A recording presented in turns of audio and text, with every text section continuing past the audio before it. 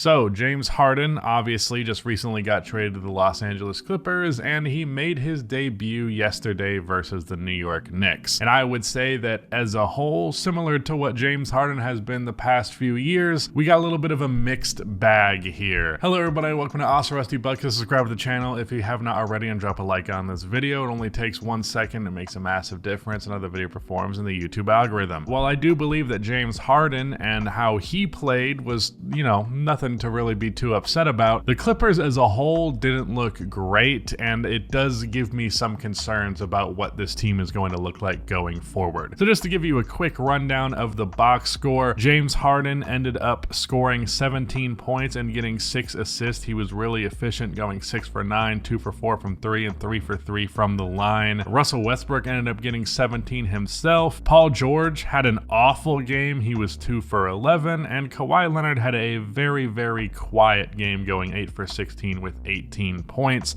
He also got 14 for Norman Powell and a terrible game from Bones Highland, who went 2 for 9. So the first thing that kind of stood out about James Harden being there with the Clippers and how the offense as a whole looked was that it really was not uniform whatsoever. Now, obviously, we're talking about a team that just got put together, did not have a training camp together, didn't really game plan for this, even though there was a lot of discussion about a James Harden trade over this previous offseason. It's not as though they just went out of their way to do a super complex game plan in case they got James Harden. And he's the type of player that, he had that whole comment about him being a system when he got here. He's definitely somebody that, regardless of if you agree he's a system or not, he does have tendencies that you need to adjust to. Specifically, Kawhi and PG really were not. Russell Westbrook looked right at home, which is not that abnormal given that he has played with James Harden before, although I would argue that Russ maybe had moments where he was doing a little bit too much, but that's kind of just the case with Russell Westbrook. You can't act like that's something new. If anything, I did feel as though they'd probably be better off, and I think when the playoffs come around, if this team, is potentially healthy, we'd probably see Norman Powell in that lineup rather than Russell Westbrook. Maybe not to start, but like in terms of what they're actually going to crunch time with, because I think, as I mentioned in my initial James Harden trade reaction, I was a little apprehensive as to what Russell Westbrook's actual role on this team would be. I would say that Russ is probably the one guy really for the Clippers that looked pretty good, at least within the context of dealing with James Harden here. Paul George and Kawhi were fairly timid. They took 27 shots in total between the two of them, which is not all that much for the two. Obviously, as I mentioned, Paul George was terrible, and he really wasn't looking for his shot outside of the early start of the game. Didn't really look like he was just kind of just there, which is not ideal when you have one of the most prolific three-point shooters of all time, and he's kind of just standing there, not really utilizing him to his fullest capability. And in the case of Kawhi, very few interactions between Kawhi and James. Really didn't seem like Kawhi knew what his place in the offense was, with James dribbling the ball as much as he was. And one play in particular that I was really hoping to see between these two, and we could potentially see going forward, because of course this is just one game, would be like mid-range sets for Kawhi, whether that be him coming off of a down screen or him doing something similar to what Joel Embiid and James Harden did, being the screener and then the drop coverage off of that pick and roll, potentially leaving him open for mid-range. And Kawhi is an even better mid-range shooter than Joel Embiid is, but we really didn't see anything like that in this game. As for James Harden's individual offense himself, he only shot the ball 9 times. He was rather passive, and I think that's how you want him to be in terms of looking for his own shot, taking the good looks when they are there, but not forcing anything. James Harden is not really quite as dominant of a one-on-one scorer as he used to be, so you don't want him to be forcing stuff. And I'd say James kind of did what he was supposed to here. He did have a pretty good connection early on with Zubats, but that really didn't continue throughout the rest of the game. As a whole, I would give James Harden's individual performance like a B+.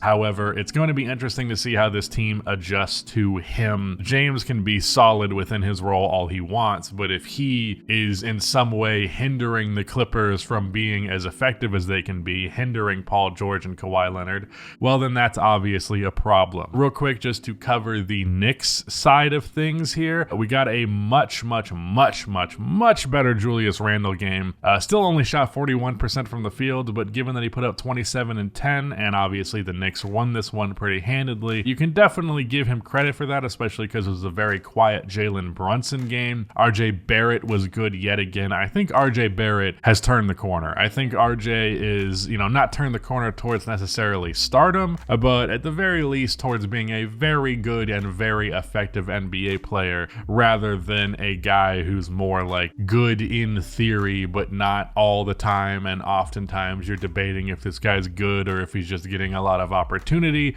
I think he's just good now. Put up 26 points, 6 rebounds, 4 assists, shot 9 for 16 from the field, 2 for 4 from 3, 6 for 6 from the line. Yeah, that's pretty solid. Mitchell Robinson had yet another 15 rebound game, which I believe is his 4th this season. So he's definitely looked really good to open the year. The big player that stood out for the Knicks, though, was Dante DiVincenzo, who scored 12 points in 16 minutes and was closing the Clippers out in the 4th quarter, hit a couple of really big catch and shoot threes. So as a whole, the Knicks looked really good, at least by contrast to what they were. Obviously, we recently just did a video on Julius Randle being very bad. So I do hope that this game is a sign of, the tides turning a little bit. On the Clippers end of things, they got a lot to work with. They got a lot to adjust to. Don't know about Russell Westbrook's place, even though he fit well in this game in particular. I just don't know if that's going to be your best 4th option on the floor. I'd rather my 4th option just be a catch and shoot guy like Norman Powell. It's all on Paul George and Kawhi to figure this shit out, because I think James, for the most part, didn't get overzealous, didn't over dribble the ball, didn't try to do too much.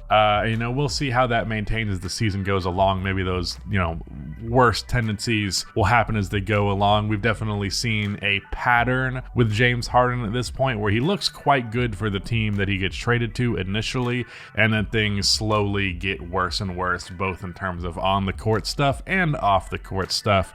So can't really say for sure, but I think overall it's going to work out for them in terms of the on the court product when everyone's actually healthy. Just a very weird start. I definitely would categorize this as a weird game. The first half especially was really ugly.